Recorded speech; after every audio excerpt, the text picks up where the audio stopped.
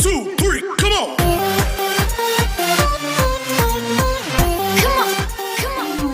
الله وبركاته. ازيكم يا بنات؟ عاملين ايه؟ يا رب تكونوا بخير. وحشتوني جدا جدا جدا. راجعه لكم فيديو جديد. هفرجكم النهارده او هنشوف مع بعض المكنسه بتاعتي. هي سامسونج يا بنات 600 واط. سامسونج الصغيره اللي شبه الفار الصغنون ده. هي دي عسوله خالص.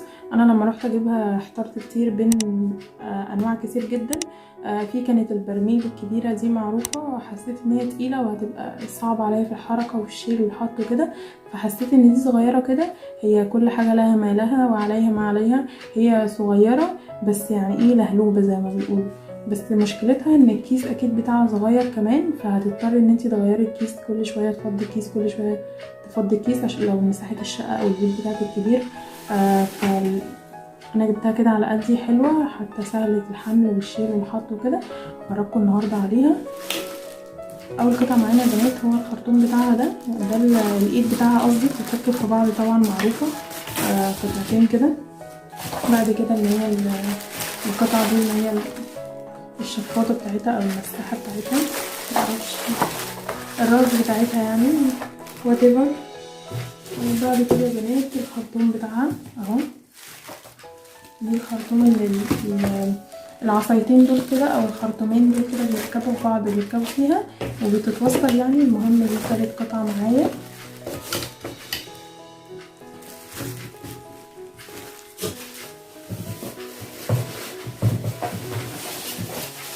بعد كده يا بنات المكنسه بقى نفسها، المكنسه نفسها يا بنات هي كده اهي، شكلها حلو قوي. واهم حاجه المضمون وكده. بعد كده يا بنات المكنسه نفسها اهي، هي 1600 واط. تمام. حلوه جدا، خفيفه يعني مثلا تجيلها مثلا مش عارفه كام كيلو. بس هي خفيفه. بصوا يا بنات انا كده فتحتها من جوه. هو ده اللي انا بقول لكم عليه بقى.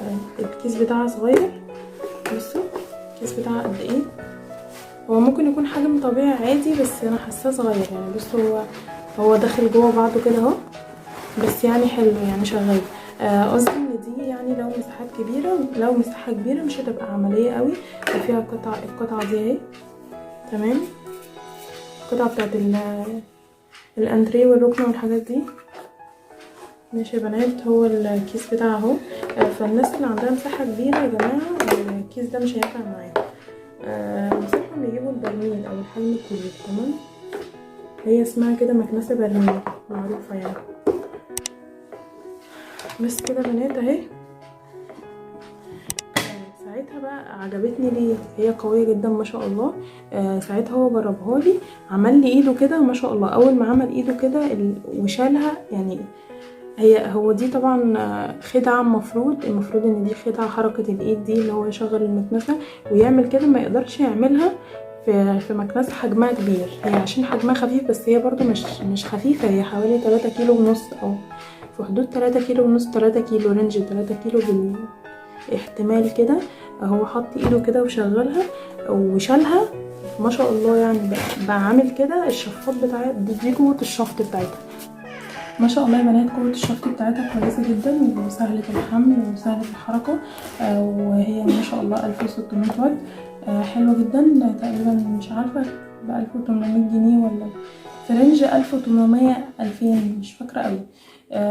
المهم يا بنات هي كويسه للبنات الصغيرين او اللي لسه عروسه جديده او كده يعني. احنا كعرايس جداد او بنوت هجيبها في جهازها او حاجه، حلوه قوي هتعجبكم يا بنات. والبنات اللي جربتها تكتب لنا تجربتها فيها. بس انا سامسونج وال جي وفليبس وفي حاجات كتير قوي، باناسونيك وحاجات كتير قوي، توشيبا البرميل دي، وفي حاجه مستورده مش عارفه اسمها ايه. بس ماركات كتير حلوه جدا.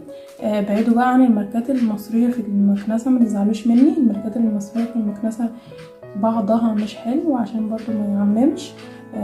في حاجات كتير كويسه مصريه، بس في المكنسه والحاجات اللي عليها حمل كتير دي حاولوا تشتروا حاجه كويسه قيمه شويه يعني. سامسونج كويسه، ال جي كويسه، فيليبس مثلا، باناسونيك، اي حاجه كويسه كده. وفي بلاك اند ديكر حلوه برضو قوي. حاجات كتير، وكل واحد على قد مقدرته.